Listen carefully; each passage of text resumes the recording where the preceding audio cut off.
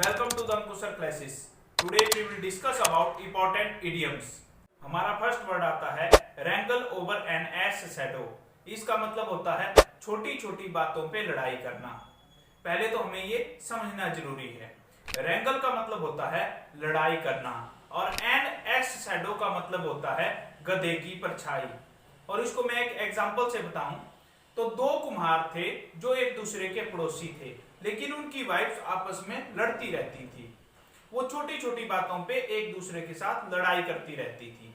एक दिन क्या हुआ, एक ने अपने प्लॉट में अपने गधे को बांध दिया और उस गधे की शैडो दूसरी की दीवार पे जा गिरी। अब क्या हुआ, मिल गया ना उनको लड़ाई का बहाना।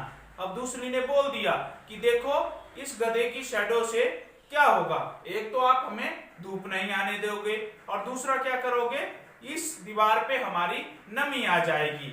इसको बोलते हैं छोटी छोटी बातों पे लड़ाई करना। जैसे आपने देखा होगा सास और बहू की ज्यादातर छोटी छोटी बातों पे लड़ाई होती रहती है, because they always wrangle over an ass's shadow, यानी कि वो एक दूसरे से छोटी छोटी बातों पे लड़ाई करती रहती हैं। एक दिन क्या हुआ, एक सास बाजार गई थी और बहू घर पर थी। अब क्या हुआ, एक साधु उनके घर में आया और बहू ने इनकार कर दिया कि हम आपको कुछ नहीं देंगे। जैसे ही साधु जा रहा था तो बाहर से सास आ गई। सास ने साधु से पूछा कि बाबा आप क्यों जा रहे हो? तो उन्होंने बोला कि इस घर से हमें कुछ भी नहीं दिया गया। अब क्या हुआ, अब सास ने बोला कि आप मेरे साथ चलो, मैं बात करती हूं कि आपको कुछ क्यों नहीं मिला। जैसे ही वो अंदर गई उसने अपनी बहू से पूछा कि तुमने इसको कुछ क्यों नहीं दिया? तो उसने बोला मैं नहीं देना चाहती। तो दोनों ने आपस में लड़ाई कर दी कि तुम कौन होती हो इसको इनकार करने वाली कि यहां से चले जाओ। अब सास ने साधु को बोला कि यहां से चले जाओ, हम आपको कुछ नहीं देंगे। क्यों? क्योंकि ये कौन होती है आपको इनकार करने वाली। अब आप समझ गए होंगे रैंगल ओवर एन एश शैडो का मतलब अच्छे से, यानी कि छोटी छोटी बातों पे लड़ाई करना। हमारा नेक्स्ट वर्ड आता है अ क्राई फॉर मून। इसका मतलब होता है असंभव इच्छा या ऐसी इच्छा जिसे पूरा ना किया जा सके। इसको मैं एक एग्जांपल से बताता हूं। एक लड़का एक लड़की से बहुत ज्यादा प्यार करता था। अब एक दिन लड़के ने बोला कि मैं तुम्हारे प्यार को पाने के लिए कुछ भी कर सकता हूं।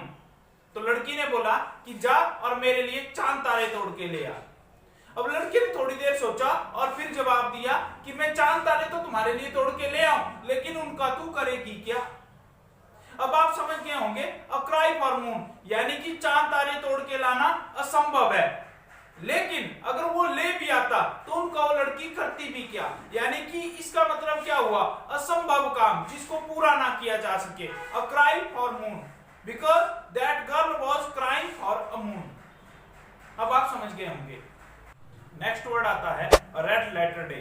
इसका क्या मतलब होता है, कोई खास दिन, यानी कि एनी स्पेशल डे।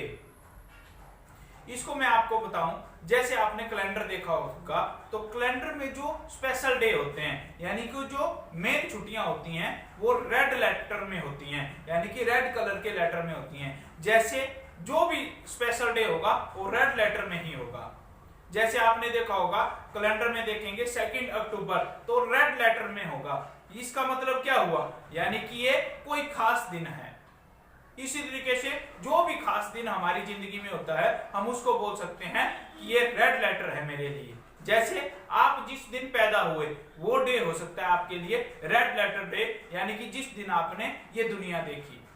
अब आप समझ गए होंगे रेड लेटर डे का मतलब। हमारा नेक्स्ट वर्ड आता है a cat and dog life. इसका मतलब होता है कलह की जिंदगी।